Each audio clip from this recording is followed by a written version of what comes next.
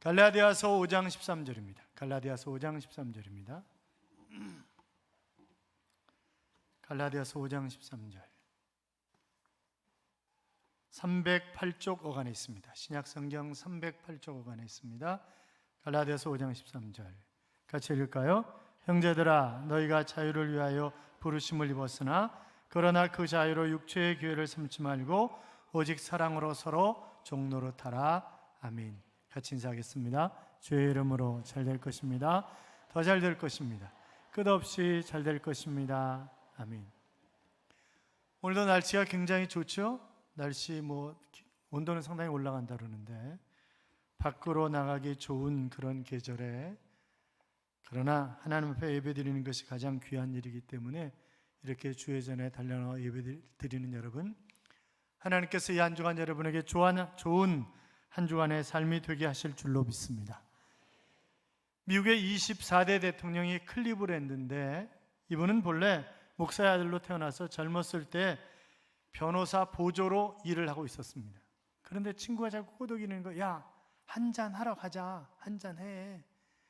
그래야지, 에이 그래 뭐 어차피 인생은 즐기는 거지 뭐. 그리고 가서 한잔 했습니다. 야, 옮기자, 옮겨. 2차로 가는데 교회 옆을 지나가는데 찬송 소리가 들리는 거예요. 죄의 삭은 사망이다 하는 그런 말씀이 딱 자기 머리에 떠오르는 것이었습니다.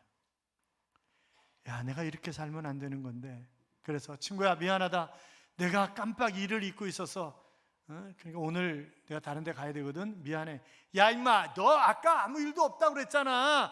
그리고 이왕 마시는 거 한번 실컷 마셔보는 거지 뭐. 내가 돈 낼게, 걱정하지 마, 가자니까. 아니야, 내가 만약 따라가면 내 인생 종치는 거야. 그러고는 결단을 내리고 친구는 친구의 길로 가고 자기는 그 자그마한 교회로 들어갔습니다. 저녁에 집회를 하는데 얼마나 은혜가 되는지, 내가 정말 하나님의 뜻대로 하나님 기뻐하시는 삶을 살아야지 이렇게 살 수는 없다. 그가 결단을 하고 그 다음부터 하나님 안에서 진정한 자유를 누리면서 하나님의 뜻을 분별하는 그런 삶을 살았습니다. 그가 끝내는 시장과 주지사를 거쳐서 24대 미국 대통령이 되었는데, 그런데 대통령 취임식 하는 날 감방 안에서 대성통곡하는 친구가 있었습니다. 누구였을까요? 술 친구였습니다. 술 친구. 그 친구는 감방 안에서 대성통곡하면서 우는 거죠. 사랑하는 여러분, 우리 주변에 얼마나 많은 유혹들이 있어요. 유혹은 감미롭습니다. 유혹은 달콤합니다. 그런데 파멸의 길로 이끌고 가는 것입니다. 언제 어디서 우리를 유혹할지 모르기 때문에 우리가 늘 조심해야 되고, 믿음으로 성령으로 충만하지 않으면 그 유혹을 이길 수 없기 때문에, 사랑하는 여러분, 성령 충만하셔서 유혹이 아니라 주님의 뜻을 분별하며 사는 그런 삶이 되시기를 주님의 이름으로 축원합니다. 우리가 사회가 너무 급변하기 때문에 도무지 미래를 예측할 수가 없는 거죠. 대개 보면 이 부동산과 증권이라든지 이런 것들이 공식이 있습니다. 그런데 우리나라는 그 공식이 안 맞는 나라예요. 우리나라는 하여튼 안 되는 것도 없고 되는 것도 없다고 이렇게 얘기를 하는데, 하여튼 그래도 좋은 나라죠. 여러분, 우리나라가 돈만 있으면 우리나라처럼 살기 좋은 나라가 없어요. 이왕이면 거부가 되시기를 축원합니다. 우리가 잘 돼야 전도하기도 훨씬 쉽잖아요. 그렇잖아요. 우리가 잘 돼야, 모든 것이 잘 돼야, 그래야 편안하고 주님의 일도 멋지게 할 수 있지 않습니까? 지금은 건강하지만 언제 우리에게 아픔이 올지, 지금은 그래도 살만하지만 그러나 언제 어려움이 올지, 지금은 그래도 평화가 있지만 그러나 언제 북한이 또 핵미사일을 쏘고 이러면서 전쟁이 발발할지, 천재지변이 일어날지 우리는 도무지 알 수 없는 그런 상황 속에서 살고 있지만, 그러나 우리에게 어떤 형편이 온다 할지라도 우리는 자유자입니다. 믿으십니까? 자, 지난주에 했던 1절 다시 읽어요. 1절. 갈라디아서 5장 1절 다시 읽어요. 같이 읽어요. 그리스도께서 우리를 자유롭게 하려고 자유를 주셨으니 그러므로 굳건하게 서서 다시는 종의 멍에를 매지 말라. 자, 여기 보세요. 하나님이 우리를 자유하게 하셨다. 예수 그리스도로 말미암아 자유하게 하셨는데, 왜 자유하게 하셨느냐? 뭐라고 그랬어요? 굳건하게 서서, 이렇게 말씀하셨습니다. 그러니까 우리가 세상에서 비실비실대는 삶이 아니라 좀 멋지게 딱 서서 살아가라고 하나님이 자유하게 하셨다는 거예요. 우리가 죄의 종이 아니라 진정 자유자로서 하나님의 자녀로서 자녀다운 그런 삶을 굳건하게 살아가라고 하나님이 우리를 자유하게 하셨다고 하는 것입니다. 사랑하는 여러분, 자유자로 살아가시기 바랍니다. 뿐만이 아니라 죄로 인한 마귀의 멍에를, 죄의 멍에를 지고 살아갈 수밖에 없는 그런 삶 속에서 진정한 자유를 누리도록 하기 위해서 예수 그리스도가 이 땅에 오셨다, 그렇게 말씀하고 있는데, 복음성가 중에 이런 찬양이 있죠. 예수 결박 푸셨도다, 모든 결박 푸셨도다, 나의 결박 푸셨도다, 나는 자유해. 소리 높여 할렐루야, 소리 높여 할렐루야, 소리 높여 할렐루야, 나는 자유해. 모든 영광 하나님께, 모든 영광 하나님께, 모든 영광 하나님께, 나는 자유해. 찬양하리 영원토록, 찬양하리 영원토록, 찬양하리 영원토록, 나는 자유해 라고 하는 그런 찬양입니다. 사랑하는 여러분, 주님은 사망 권세를 깨뜨리신 그런 분이십니다. 마귀의 머리를 까부순 그런 주님이십니다.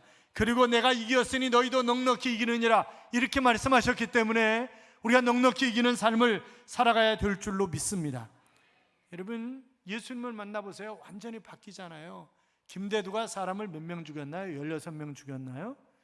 또 고재봉은 도끼로 막 잘못 알고 막 전부 다 군인 일가족을 다 쳐 죽였잖아요. 그런데 그들이 예수 그리스도를 만나니까 완전히 새로운 사람으로, 그래서 그들이 사형 선고를 당하기 전까지 교도소 안에서 나처럼 살지 말고, 야 이놈들아 예수 믿어, 나처럼 살지 말고 예수 믿어, 꼭 그들 모습처럼 그렇게 복음을 전했다는 거예요. 정말 힘있게. 그러다 간 거잖아요. 4세기의 성인이라고 일컬어졌던 성 어거스틴은 본래 페루나였습니다. 17살에 유학 보내놨더니 애를 낳은 거예요. 그리고 이단인 마니교에 빠져가지고 어쩔 줄 몰라 했던 그런 사람이었지만, 그러나 그가 예수 그리스도를 구주와 주님으로 영접했을 때 그는 성 어거스틴이 되었습니다. 기도의 응답을 5만 번이나 받았다고 하는 그 조지 뮬러가 본래 뭐한 사람인지 아세요? 동네 좀도둑 놈이었어요.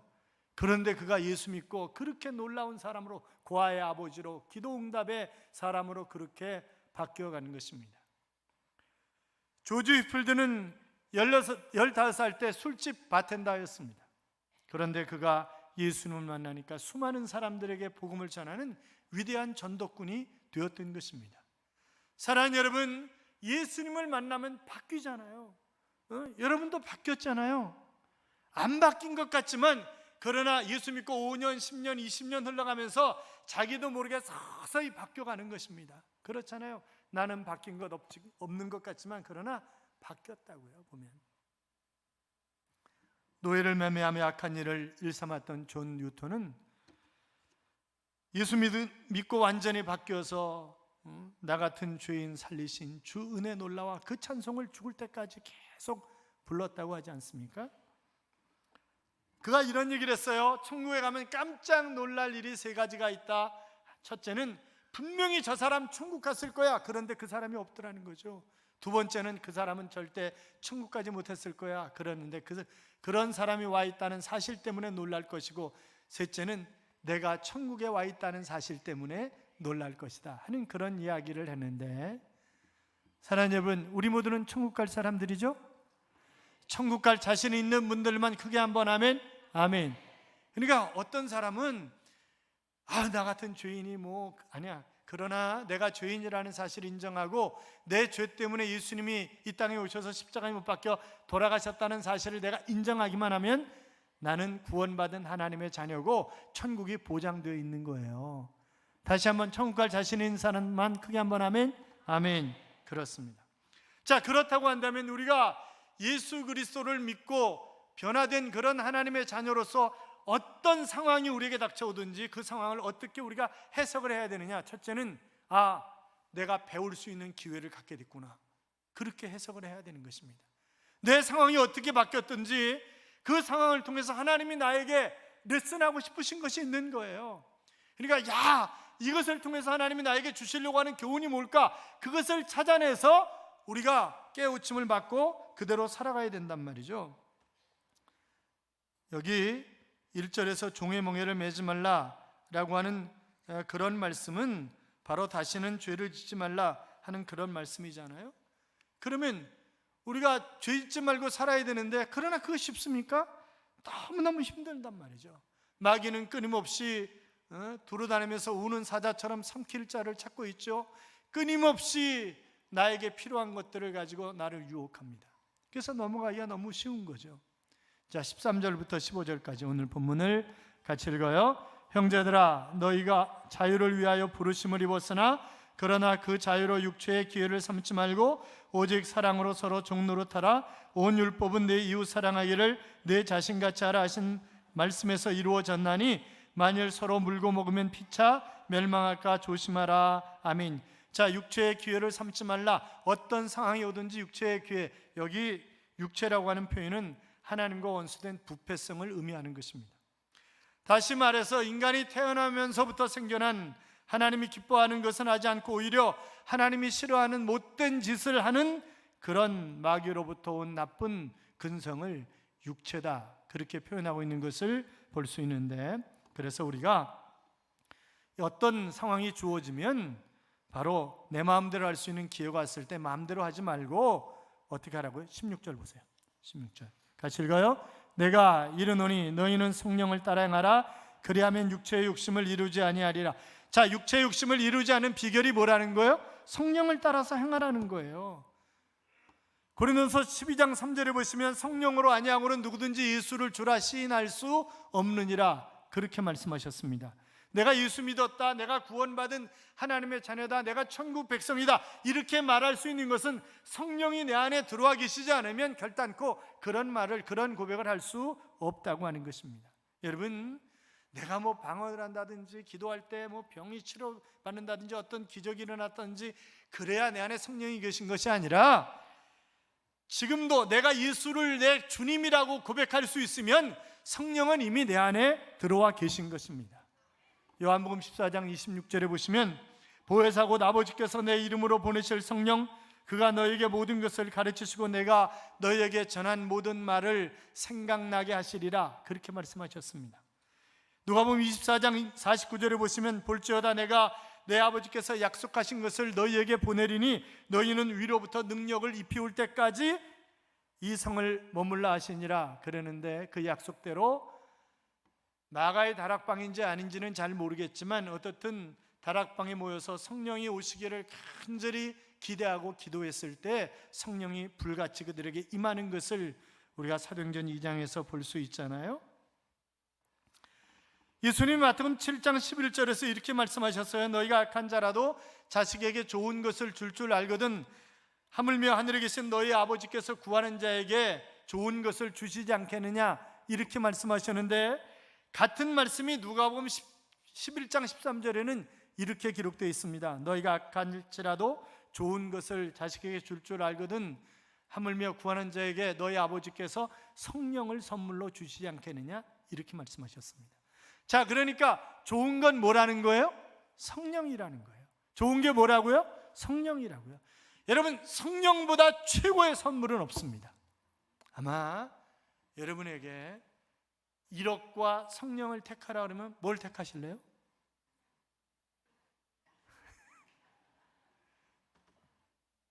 말은 성령인데 실제로는 이쪽을 택할 거야, 아마 틀림없이.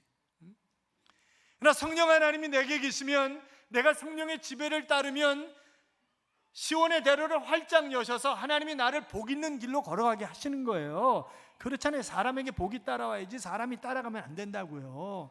그렇잖아요. 그 아일랜드 북방에 가면 봄철에 새들이 날아와서 이제 알을 까고 새끼를 키우는 것입니다. 그러다가 늦가을이 되면 찬바람이 막 몰아치기 시작하면 막 둥지가 다 날아간다는 거죠. 막 몸부림을 친다는 거예요. 어떻게든지 둥지를 지키려고 몸부림치고 새끼들을 지키려고 몸부림치는데, 그런데 딱 두 종류의 새들로 나눠진답니다. 야, 이거 내 힘으로 안 되는 거구나, 어쩔 수 없구나. 그리고 새끼들을 발톱으로 팍 집어가지고 그냥 바람 부는 대로 바람에다가 자기를 날개를 펴고 맡겨버린다는 거예요. 그럼 휘 날아가다가 툭 떨어진다. 그럼 대개 잔디밭에 떨어지게 돼 있다는 거예요. 그게. 그러면 이제 새끼도 살고 다 사는 거예요. 그런데 끝까지 버팅기면서 내가 어떻게든지 이겨야지 이러고 버팅기는 놈들은 겨울이 오면 다 얼어 죽는다는 거예요. 애미도 얼어 죽고 새끼도 얼어 죽고 다 얼어 죽는다는 거죠. 여러분, 내 힘으로 뭐 하려고 너무 그렇게 애쓰지 마세요. 성령의 나를 맡기면 그 성령 하나님이 나를 끌고 다니시는 대로 내버려 두면 나를 복된 자리에 서게 하시는 것입니다. 그렇잖아요. 그러니까 성령에게 나를 맡겨야 된단 말이죠. 자, 그래서 성령에게 나를 맡기고 어떤 상황이 주어지면 이것은 내가 배울 수 있는 기회다, 그렇게 생각을 하는 거죠. 여러분, 나에게 그 한가한 시간이 주어지면 이번에 한번 실컷 퍼마셔보자. 이번에 한번 태백에 가볼까, 정선에 가볼까. 태백이죠, 태백. 땡기는데, 그래서 개인 택시 하시는 분들이 가가지고 택시 놓고 오신대잖아요. 거의 다 잃고. 이번에 한번 실컷 놀아보자. 그러는 사람들이 있는가 하면, 또 어떤 사람들은 내가 그동안 성경을 못 읽었는데 성경을 정말 한번 읽어보고 깊이 말씀을 깨달아보고 26일이 새생명 축제라는데 내가 누구를 전도할까? 그놈 찾아가면 되겠구나. 그래가지고 찾아가는 사람도 있을 것이고, 그렇게 나눠질 거예요. 그렇지 않습니까? 여러분, 내 곁에 누가 있냐, 이게 얼마나 중요한지 몰라요. 옆에 사람은 좀 쳐다보세요. 너 곁에 누가 앉아있나 한번 잘 쳐다봐요. 내 곁에 누가 있냐가 얼마나 중요한지. 여러분, 부부도 보세요. 부부도 30년 40년 같이 살면요 닮아갑니다. 나중에 얼굴까지 닮아가요. 그런데 성격은 좋은 쪽을 닮습니까? 나쁜 쪽을 닮습니까? 여러분 자신 보면 잘 알잖아요. 누구 쪽을 닮아요? 안 좋은 쪽을 닮아. 안 좋은 쪽을. 이게 부부 중에 한 사람이 결혼할 때 성질이 들어온 사람이었으면 가면서 성질이 들어오죠. 성질이 좋았던 사람도. 그렇잖아요. 그러니까 저희 늦둥이가 엄마는 왜 그래? 그러니까 뭐라 하냐면 네 아빠 닮아서 그래. 그러는 거예요. 네 아빠하고 같이 살다 보니까 네 아빠 닮아가지고 알아. 그래. 그렇게 얘기를 한다.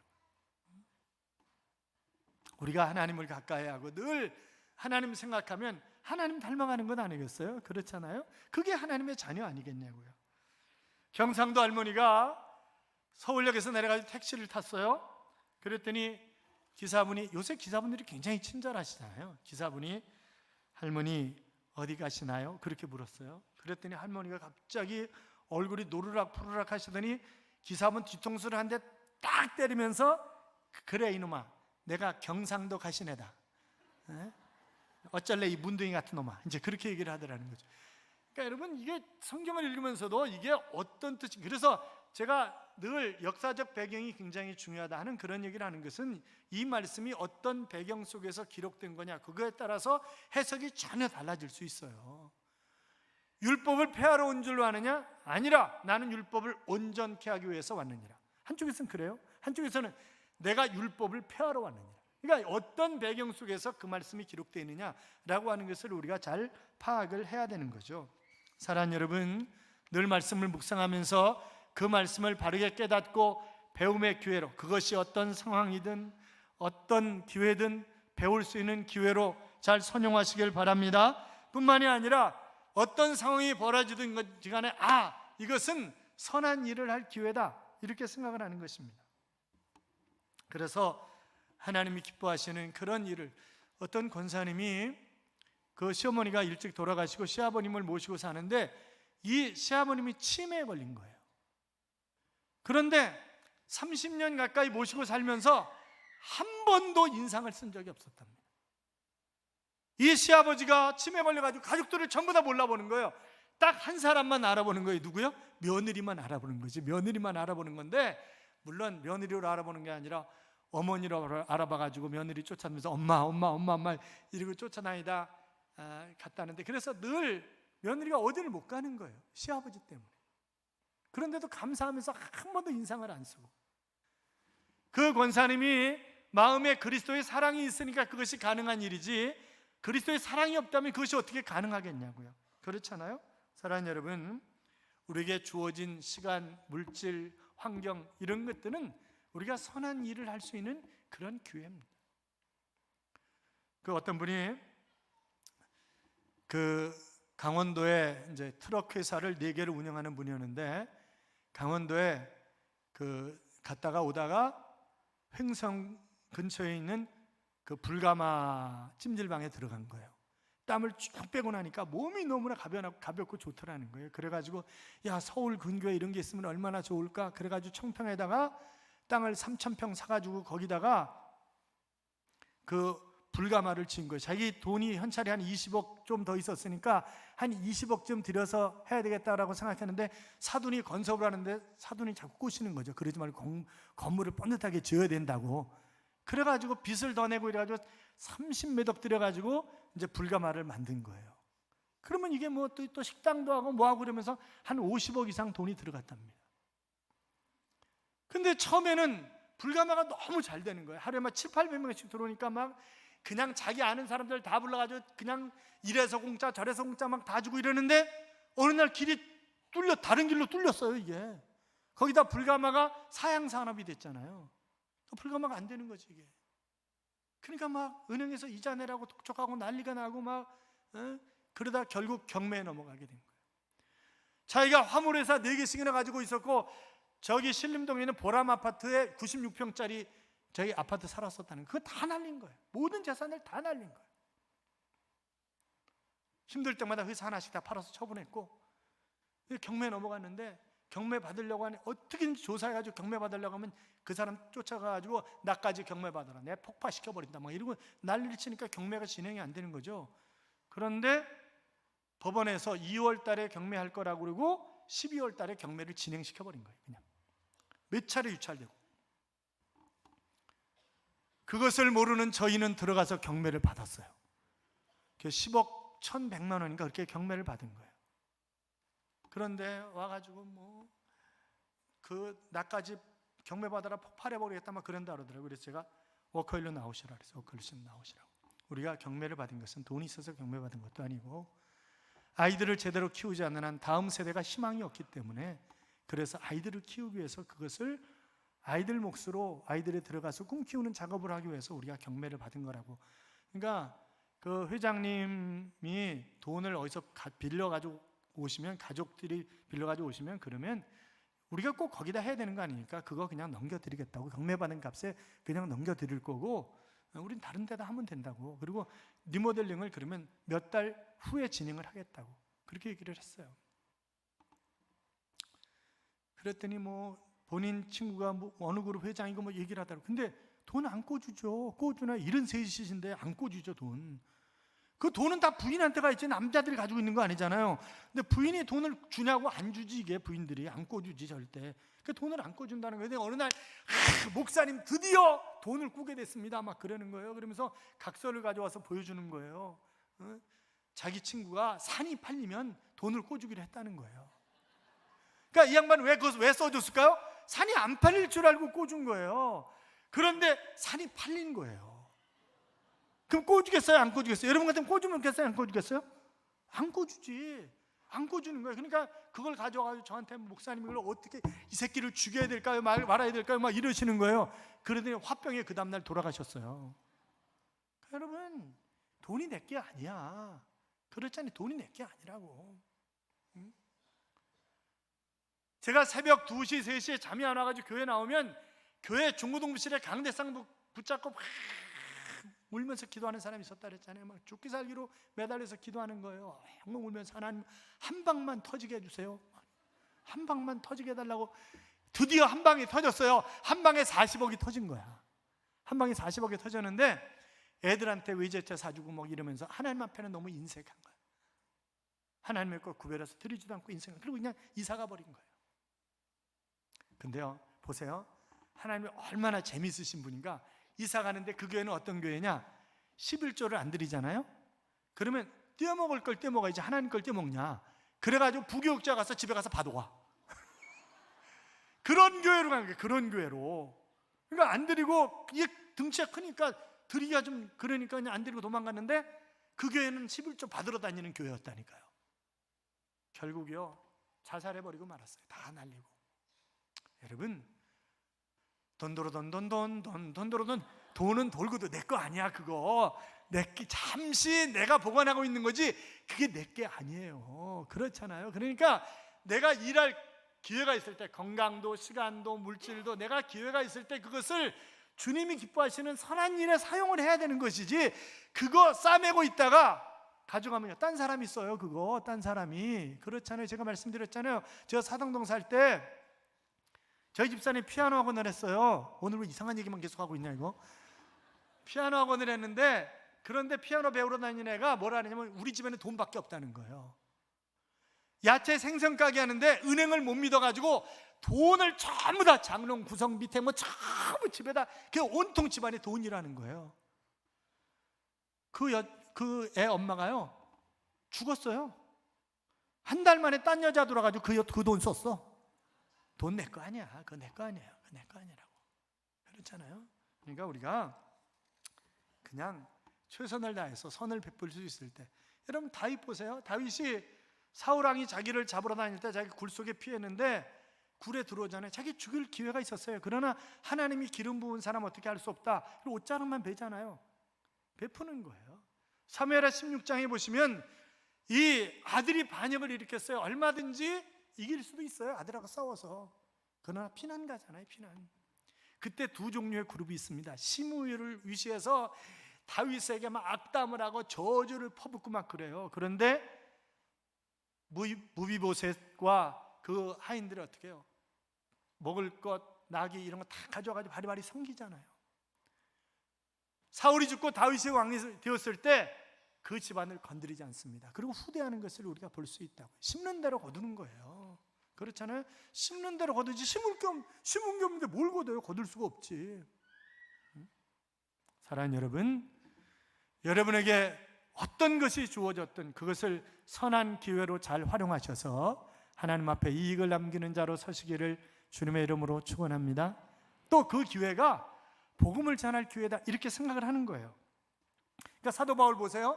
그가 감옥에 갇히든 어떤 상황에 있든 사람들이 와서 달라붙잖아요. 그러면 그들이 끊임없이 하는 일이 뭐예요? 복음 전하는 거예요. 그랬더니 나중에 총독까지 와가지고 그 복음을 듣고 가는 것을 우리가 볼 수 있지 않습니까? 그래서 빌립보서에 보면 1장과 4절에 가이사집 사람들이 너희에게 무난하니라. 1세기 때 기독교인은요 노예 내전의 해방 노예였어요. 전부 팔레스타인 지역을 제외하고 나머지 지역은 전부 다 노예 내전의 해방 노예예요.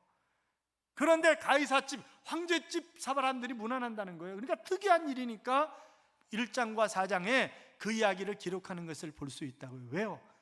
그 황제의 가족들이 희한한 놈이 왔다고 바울을 만나러 온 거예요. 그래가지고 복음을 들어. 그리고 가서 전해.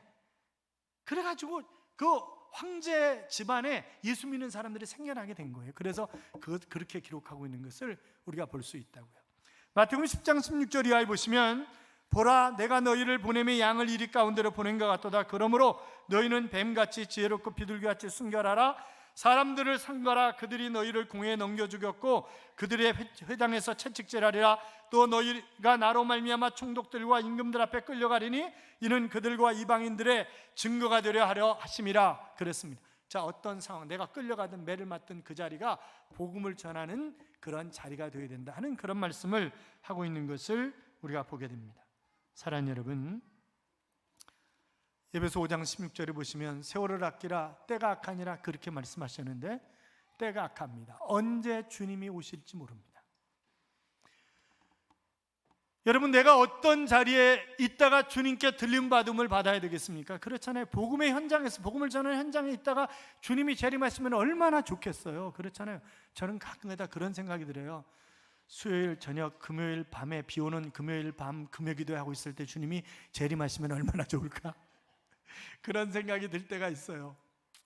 사랑하는 여러분, 우리가 어떤 상황 속에 있든지 내가 성령을 따라 행함으로 육체의 그 욕심을 내던져버리고, 그것이 바로 좋은 기회, 그래서 내가 배울 수 있는 기회, 내가 선한 일을 할 수 있는 기회, 내가 복음을 전할 수 있는 기회, 그 기회로 잘 활용하셔서 하나님 앞에 섰을 때 잘했다고 칭찬받으며 받을 상급이 있는 그런 귀한 하나님의 자녀들이 되시기를 주님의 이름으로 축복합니다.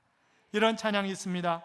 사망의 그늘에 앉아 죽어가는 나의 백성들, 절망과 굶주림에 갇힌 저들은 내 마음의 오랜 슬픔, 고통의 멍에에 매여 울고 있는 나의 자녀들, 나는 이제 일어나 저들의 멍에를 꺾고 눈물 씻기기 원하는데 누가 내게 부르짖어 저들을 구원케 할까? 누가 나를 위해 가서 나의 사랑을 전할까? 나는 이제 보기 원하네. 나의 자녀들 살아가는 나는 그날 기쁜 찬송 소리 하늘에 웃음소리 온 땅에 가득한 그날이라고 하는 그런 찬양입니다. 사랑하는 여러분, 얼마나 많은 사람들이 사망에 매여서 고통에 매여서 살아가고 있는지 모릅니다. 하나님은 우리를 자유자로 부르셨습니다. 그리고 끊임없이 우리에게 기회를 주십니다. 배움의 기회, 선한 일을 할 수 있는 기회, 그리고 복음을 전할 수 있는 기회, 그런 기회로 삼아 아름다운 삶을 살아가시기를 주님의 이름으로 축원합니다. 축원합니다.